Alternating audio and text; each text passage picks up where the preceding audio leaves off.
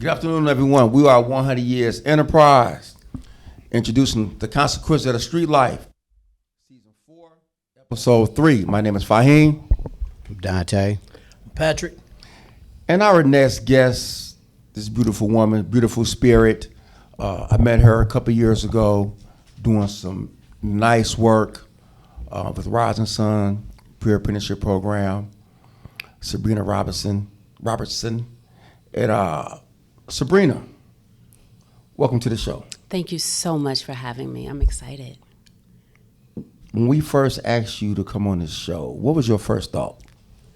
Well, when you told me the topic, I wasn't sure if I had anything to offer. That was my first thought. What about now? Well, after talking to you and after sitting with it, I'm excited about this conversation. Absolutely. So in brief, I know you went in the mental health field. Quick question. I know coming out of COVID, post-COVID, do you think it's cliche when people use the word mental health? I don't think it's cliche. In fact, the more we hear it, the more normalized it becomes, and it becomes easier for us to talk about it. So I think we need to have the conversation. We need to keep talking about it and recognizing that we all have need for support in some way. Absolutely. We understand the need in the urban community. Yes. Where did you grow up at? Right here in the city of Richmond. Yee! Absolutely. Townhouses? You better know it. Okay. Southern born, Bay Area raised. Okay. What part of the South? Baton Rouge, Louisiana. What? And your favorite food was what? Red beans and rice. Red beans. To this and day, rice. I can eat red beans and rice every day. No seafood? No I mean, crawfish? I can do some crawfish etouffee. Okay. Well, we're glad you decided to come on the show. We always try to find different people who understand the consequences of the street life. But now, as we growing and the way we developing, I think it's a need to hear from someone from the clinical field, from your profession. Absolutely. And for people to understand from the line of work that you do and people who you come across on a daily, and now understanding the topic, when it relates to the consequences of the street life, how did you see it impact your community? One of the things that I see, well, one of the reasons I even went into the mental health field was for our community, right?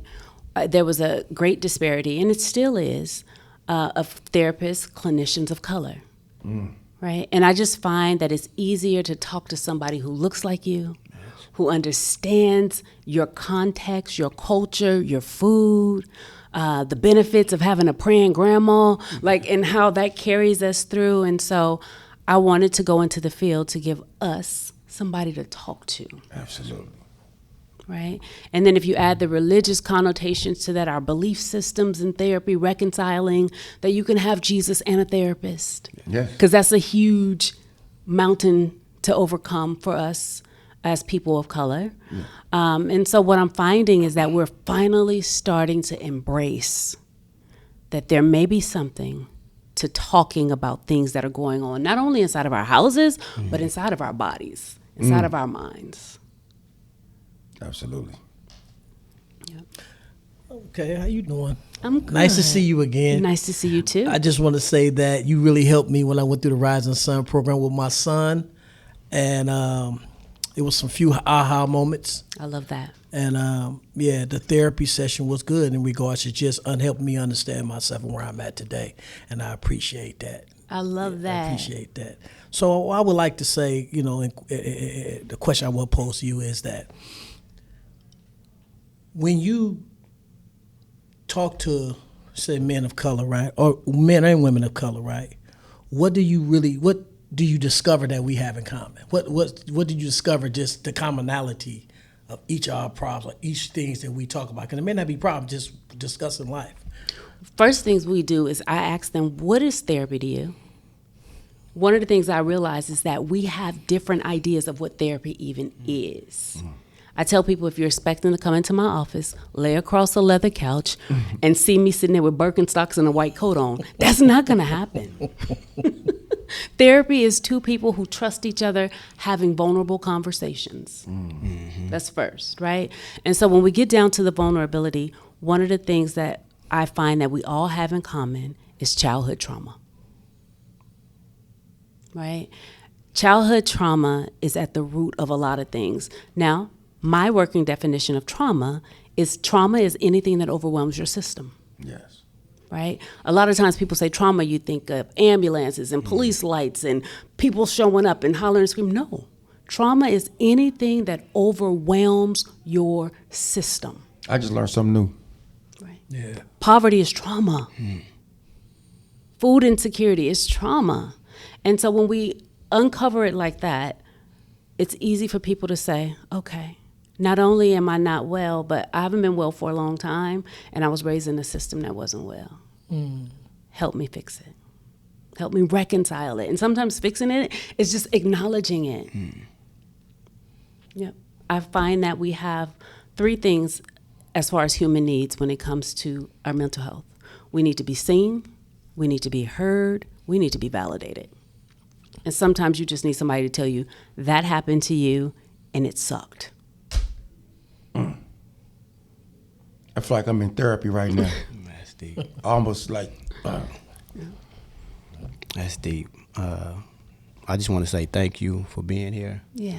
Because this is very new to me to have somebody like you on here. I So appreciate thank you. it. But my question to you, Miss Sabrina, is this: why do as black men or black women, why is that we so much in denial that we have some things going on with us, as far as mental health, the mental challenge, that we might be faced with? 'Cause I was in denial. I don't need to talk to nobody. But just probably about a year down the line, I need to talk to somebody because I understand that I left the streets when I was 17 years old. I grew up in prison. I spent over half of my life in prison. So I be learning to become a man in prison. And so I just realized about a year ago that I need some type of therapy, some type of help. So again, why do you think, as black men and black women, why do we feel that we don't need to talk to anybody, or we don't have issues going on with ourselves? The resume that you just read to me about yourself speaks highly of bravery Yes. and courage. Admitting that we need help is one of the most vulnerable things we'll ever do. Nobody wants to feel vulnerable. Vulnerability is the opposite of safety. absolutely. Who wants to feel unsafe? Which is why connecting with the right therapist, one of the first things that we do, is to build safety between you and I, so that there's space for us to be vulnerable. I imagine street life, vulnerability is the opposite of safety. Yes. Like that could get you Yes. caught up. Right? And so I think that as we grow, as we mature, we're learning that we can be safe and vulnerable at the same time. Thank you. Yeah. So we're talking about safety, what creates peace. Yes. Chaos creates all type of foolishness. Absolutely. Mayhem and foolishness. Mayhem to seek in, right? To seep in. So when you have a young man, young woman who are afraid to have their shell cracked, to open and receive the information and say, hey, I got issues. There's something wrong with me. I don't know exactly what it is, but there's something wrong with me. And they come to your doors. How difficult is it, or have you found it to be, for a young man, a young woman, to just open up to say, I have an issue, or do you have to really just pull it out of them? Okay. So before I answer that question, let me say I've seen you all work. I've caught some of your podcasts, but I've had the opportunity to see, especially you, Fahim, in community. Yeah. I've seen you with young men. right? And everything about what you all are doing is therapeutic, Yes. right? You guys, we're doing God's work, right? So I do the same thing. I just do it maybe a little differently, but you're doing it, right? One of my guiding principles is what comes from the heart goes to the heart. People don't care how much you know. They don't care how much knowledge you have until they know how much you care. Absolutely. So I start each interaction with, how are you? Right? Demonstrating I care. I end each transaction, each therapy session with a hug. You see me, I'm a hugger, Yes. right?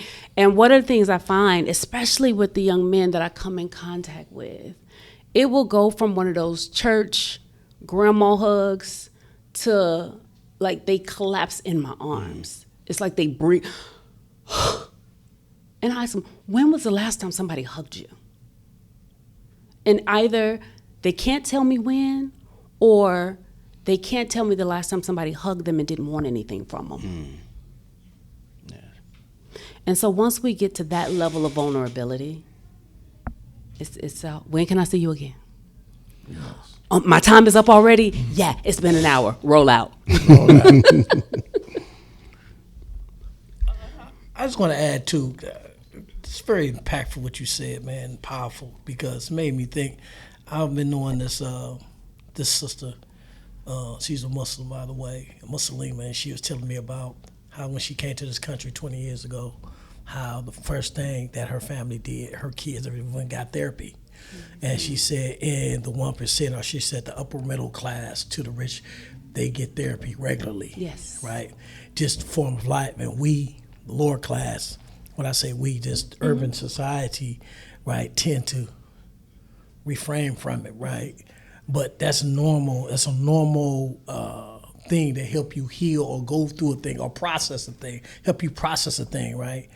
And she was telling me, you need, get therapy just to have it. You know what I mean? You don't even know things that's going on in your life that can be impacting you or affecting you. Mm-hmm. And so it's just powerful when you say that, because we do, steer away from that. Yeah.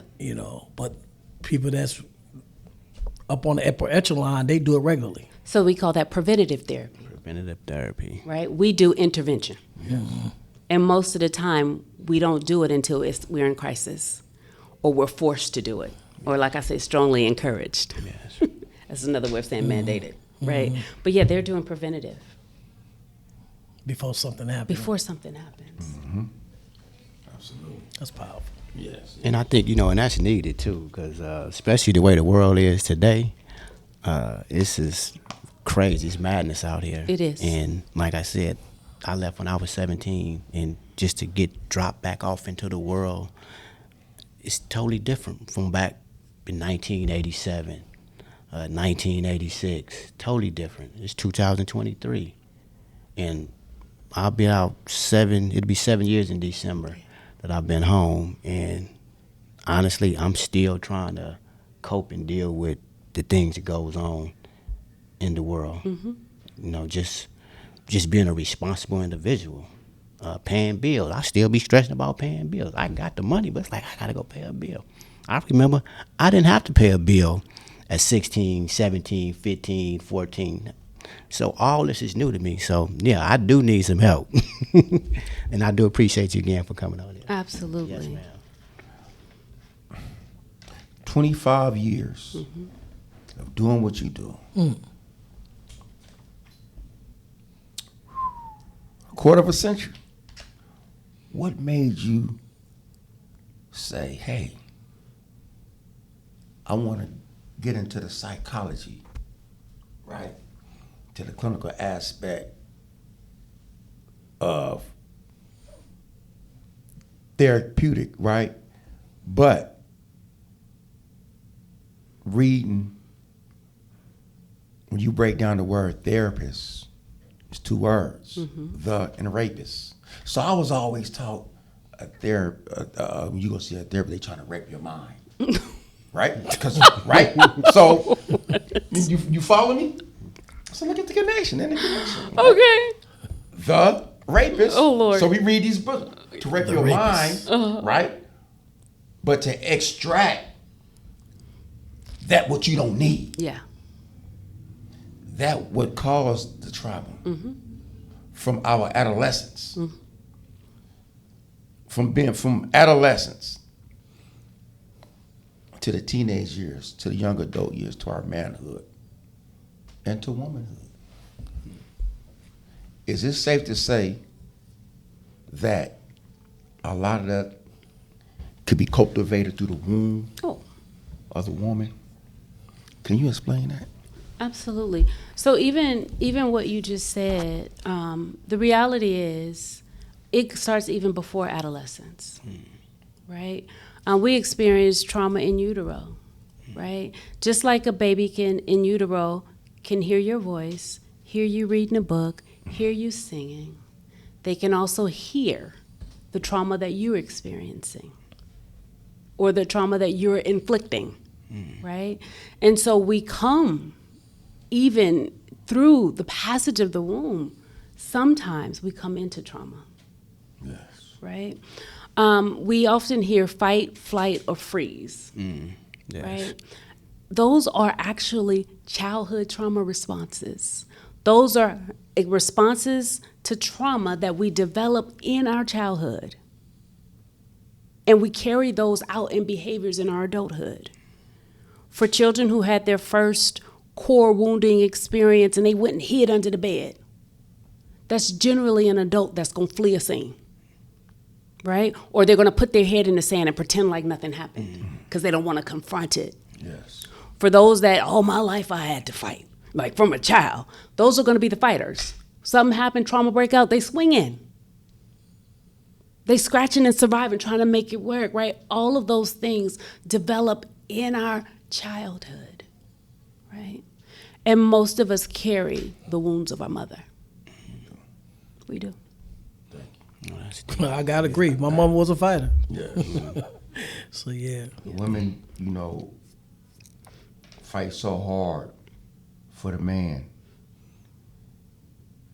to feel validated. Many times we say, but this beliefs I won't say our core belief system, just the belief system of society that having validation is a bad thing. But actually it's not. Validation creates the sense of peace, the sense of survival from where I was then to who I am now. So now I can see it through the reflection of others. And seeing it through the reflection of others, when you say you see what we do, we don't have to say it. It's validated through the smiles and the love and through the hearts of the people that's being cultivated through the system.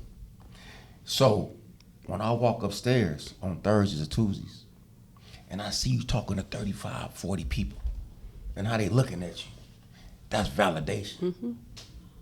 Just by doing God's work. I going off, I see it, say, that's what I'm talking about. Sometimes you make me mad because I might need some students to do some work outside. Y'all go see Sabrina. But I know what you do. I'm like, oh, I love it.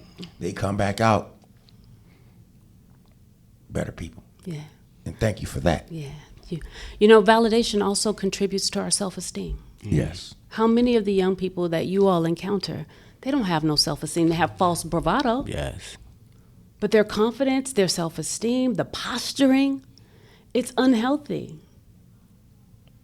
Right? So validation, like if I could leave a message to parents, your children need to be seen. I see you doing your best. Even if it's not at the level you want, acknowledge the effort. Right? They need to be heard. I hear you. We need to allow our children to tell us when things are hurting us, even if it's us hurting them. And they need to be validated. Yes. It's important. So validation also brings security too. It does. Because you feel valued when you're validated, I matter, right? I matter. I matter. We combat that every day with the suicide rate. The first thing they say is, I don't matter. Who's going to care if I'm not here? I'm gonna go a little bit deeper, okay? Go for it. Because I remember we had a light discussion and then we got off of it. It was enough for me. You remember? Yeah. About just in general about men and women. We can use both sexes. It's okay. being long-term incarcerated, the psychological effects of that. And we spoke about myself, and because I was mentioning about the effects I might have put on my son, and we spoke about your dad, and I thought that was really profound how you placed yourself in it and get me to look at it from that lens, and maybe how my son will feel. And I would like for you to, if you can, gently expound on that. Yeah, for sure. So my story is complicated, like a lot of people's. But to this point, I wasn't raised by my biological father. He spent I didn't know him. I was adopted. I was chosen. And up until the age of 12, I had no idea. I found out by virtue of a phone call. Had the opportunity to meet my biological father the following summer. After that, he was back in prison, and he did long stints of prison.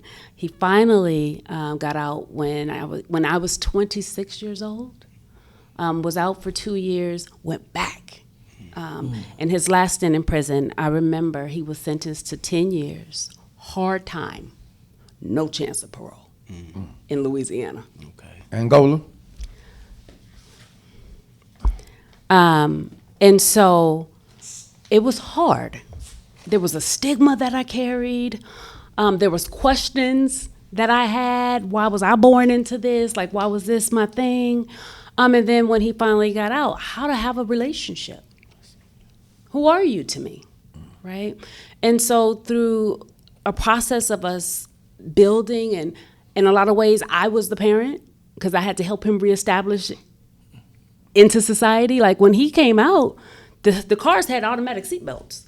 And I remember I drove to pick him up. I flew to Louisiana, drove those 2 hours to pick him up. And when he got in the car, and that rental car and that seatbelt said, "Cuckoo," that scared him to death. Just going into, by the time he came out, nothing was open. He was hungry, I was hungry. So we went to a 7-Eleven or whatever they have out there. And you walk in and the ding dong. Yes. That's freaked him out. He ran out the store. So I literally had to hand walk him through the internet, through computers, through debit cards, like all of this stuff. So it was never the parent-child dynamic. At this point, we're almost peers. But as we begin to grow our relationship, like I never called him dad. Now I call him Pop. That's the relationship we have. But it was a few years, my grandson is 6. What I realized is that he was graced because he came along. He figured it out. And he started paying restitution to me into the life of my daughter. He started sowing seeds into her. He was showing up for her. He was calling her. He was sending, money directly to her. I had no idea. And I had to reconcile in myself to accept that as his offering of restitution. Yes. And I'll say today, I fight anybody who believes they're a better grandfather and great-grandfather than he is. Wow. That's a blessing. That's a blessing there. That's a blessing. Thank you so much. That just makes me think about my pops, Papa Gaines. He never did nothing for me, nothing. And I think that was one of my issues growing up, and I didn't know it. And it was just really simple. Him not taking me to Great America when he said he was going to take me to Great America. I sit up that whole day waiting for him to come to take me to Great America. And he was a no-show. And I'm telling my uncle, I'm going to Great America, I'm going to Great America. And that was a major letdown for me. And now that I'm older, I carried that for a long, long time. But when I came home from prison, I had to take care of him. Yeah. And that was one of the hardest things for me to do. I had to put all my hatred to the side, and I took care of him until he died. So Good for you. it was hard, Yep. but I did it. Yeah. And I still carry some scars from him not being there. Can I share with you something that I usually talk to a lot of my patients about, Yes, my ma'am. clients about? Yes, ma'am. One of the things that, as we go on our own healing journey, one of the things I challenge them to believe is that what happened to you, the circumstances you were born into, may not have been your fault. right? Even some of the things that we encountered when we were growing up, not our fault, but our healing and our recovery is absolutely our responsibility. Yes. Right? So even as we go on that healing journey, one of the things we do ourselves well to recognize is the capacity of people. People can't give us what they don't have. Yes. Even though they should have it. Right. Yes. You had kids, you should have capacity. But the reality is a lot of our parents did not have capacity. And even as an adult, one of the worst things that we could do is to expect somebody who's not well to act like they are. Mm-hmm. To expect somebody who's not healthy to function like they're healthy. Yes. Once we get to the point where we can meet people where they at in terms of their own mental and emotional wellness, their own capacity, we do ourselves a favor. Because I stop expecting you to show up in ways you don't have the ability to. Yes, right. And that gives me the opportunity to love you right where you at. Mm-hmm. So maybe you couldn't be dad, but you can be pop. Yes. Exactly. Thank you for sharing that. When we see the youth of today, and what's missing, what I see is we talk about the vulnerability, but being able to have the positive self-talk. Yep. Because we have so many different interactions with the music, with the videos, with the people that we might say don't mean us too good, mean us good, or don't have what we expect them to have for us to receive, right? Yeah. Which is the love. So you spoke about the hugs. The youth today are overwhelmed with a false sense of bravado. For sure. You talking to grown men. I need help to cut into their false sense of bravado. How can I do that from a woman's perspective? Not clinical. Mm-hmm.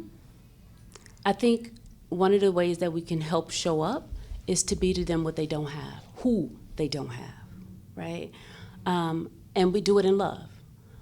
So many people, I keep it 100, I keep it a buck, I'm gonna tell you the truth, tough love. I don't know that really works. Why? Because truth, when it's not spoken in love, sounds like anger. Mm. And we're dealing with a generation. They ain't gonna take no disrespect. Yes. Right? And they're gonna turn you off. They're not gonna hear you. So if you can't speak the truth with love, just leave them where they at, because you're gonna end up doing more damage than good. Right? So in my own loving way, I confront stuff, but I do it in a way that they know, like, Sabrina's being hard on me, but she being hard because she cares. Yes, exactly. I go back. People don't care how much you know until they know how much you care. I love you. What are you doing with your life? I love you. I believe in you. I expect more from you. How can I help you get to more, though? Right? And those are the conversations we have. I just challenge them to be better. Why? Because I care. Yes. Because you care. I care. I care about what happened to you. And I'll tell them, I carried you in my heart all week. Seeing you just made my day. Right? And a lot of times I don't say, can I hug you? I need a hug. Yes. Let me give you some purpose. I need you today. And those are the kind of conversations that I have to help break down the wall. A lot of these kids don't have fathers. They're looking for father figures, right? And with that, not because I just... No, come on, give it to me. I always tell them, it ain't about me. Mm-hmm. It's about you. Mm. It ain't about Fahim. Mm-hmm. It's about you because I care. And I grabbed that hug. Yeah. Yes. This is deep. I had a phone call this morning too. I won't say no names because I got to protect those who see me as someone that they can trust. For sure. So, yeah, but I will say that, do the work, the body work we do in the community pathway, right? We mentor young men, right, that come out of these juvenile hall systems and try to get them acclimated. So, I'm in a situation where a young man is missing. And a parent called me because she gave me insight about the relationship I built with the young man that he tells his mom. She said, I can't reach you, probation can't reach you. But he really, really listens to you. He talks about you.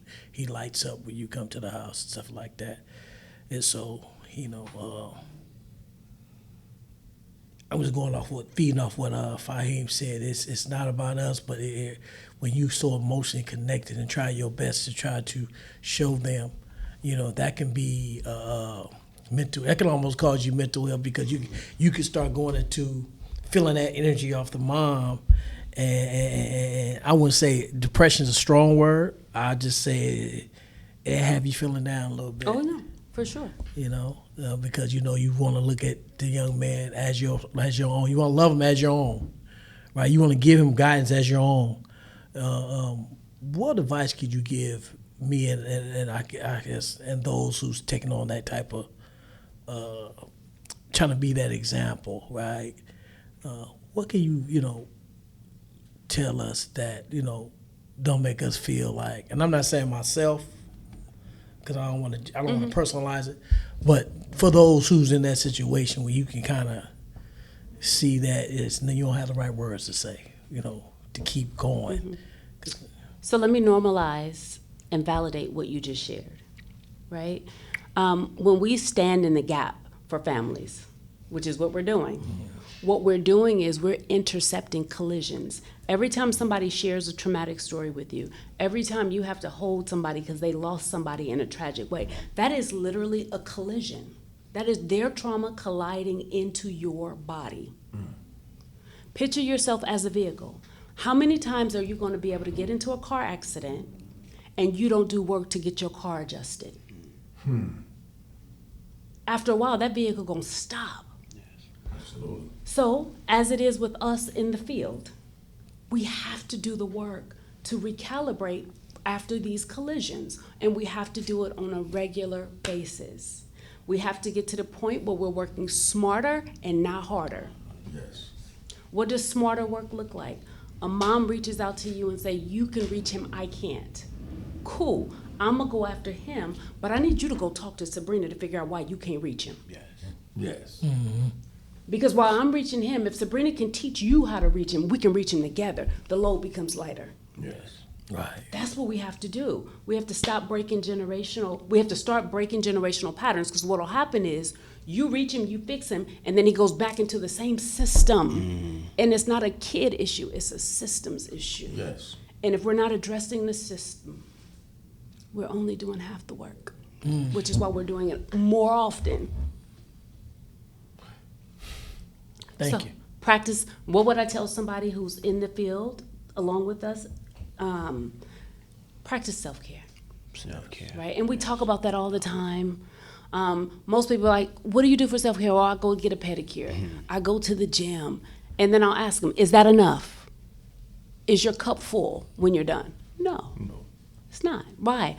Because self-care is incomplete unless it meets the tenet of mind, body, soul. Absolutely.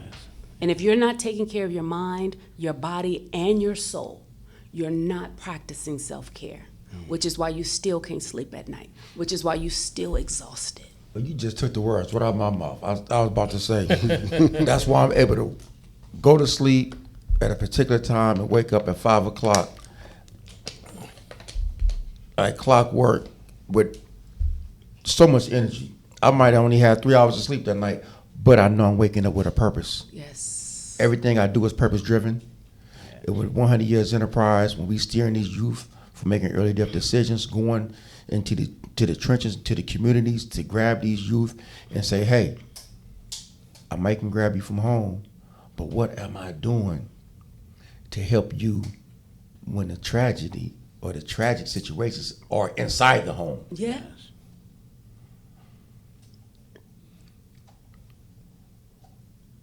And even that self-care. conversation, Right? It gets hard. It is. And even that conversation with self-care, right? For the people that we're working with. The reality is anything that's outside of our control isn't meant for us to control. Right. For a lot of the young people today, they're on the street because they're trying to escape what's happening at home. They can't control it. They can't influence it. Right? So we teach them self-care. What's one thing you can do to help you survive it? Right? What's the outcome? How can you get out of there soonest? For most of them, it's going to be school and college. So let's take the focus off of what's happening at home and let's focus on your grades, because that's your exit. Ooh, yes, it is. I know our time is running out. Patrick, want to add something to this? See how you threw you on the spot like that? That's all good. I've been thrown on the spot since I known him. When you looked at me, I felt the energy. I'm looking at what you was going to say, but that's okay. Anyway, so I guess we coming to an end and say 100 years. We come to a close. Thank you very much for being on our podcast. So much information, so much in a little time. Yes. It's so impactful. Right? I got to sleep on it. I got to lay down and just, that was a lot. Really, it was great. So I just want to say, thank you for coming on our show. Where can we reach you? Let's put that out there. Where can we reach you? So I am the sole principal owner of SJR Counseling Services, Sabrina J. Robertson Counseling Services. You can actually Google me. You know how people say that and then you Google them and nothing come up? You can, Yes. You can Google me. You can find me on Facebook under my name, Sabrina J. Robertson, LCSW, or you can find me on my author page for my book, The Pain of My Inheritance, My Mother's Wound. You can find that on Amazon. You can find me on Instagram. Everything. Okay, well, hey, there it is there. I just want to say thank you very much. And even though this was the consequence of the street life, and you were from the townhouses, so you seen some things, and I'm proud of the woman that you became and that you are today, because we do need some help. Our people do need some help. Absolutely. So thank you very much. Thank you again. We had to get our shout out to Chevron, for supporting us. And hey, you gave me a lot. I feel like I was just on the couch. I just feel like I was on the couch. I want to get a shout out to my man Gabe, G26 Productions. He's doing an excellent job. He's on the team now. Gabe, we appreciate you, my brother. And let's continue to grow, practice self-care. Again, find us on our Instagram, 100 Years DOP, YouTube, 100 Years Enterprise, our website, 100years.biz. And go get Sabrina's book. What's the name of the book again, Sabrina? The Pain of My Inheritance, My Mother's Wound, available on Amazon, paperback and Kindle. My name is Fahim. Dante. Patrick. And we are 100 Years Enterprise. Thank you all very much.